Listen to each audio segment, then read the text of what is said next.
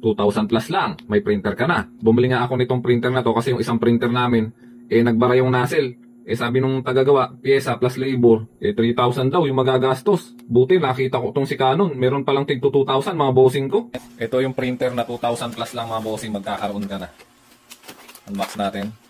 So, meron siyang USB cable and power cable. So, yung power cable niya is ganito pa, no? Bilog.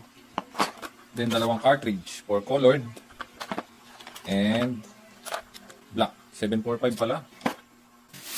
Imagine mo, 2,000 plus lang mga bossing ko. Magkakaroon ka na ng printer.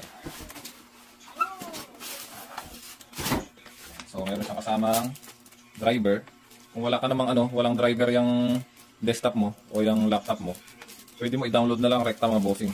Pixma TS200. I-search mo lang. Pero itong model nito is Pixma TS207. So, single function lang siya. Wala siyang scanner. Marami na itong mapiprint.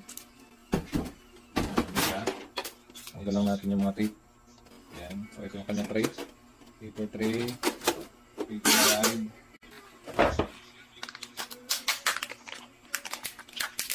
Isang black. So, make it sure na nakatanggal yung mga tape niya. Dito, kanan, black.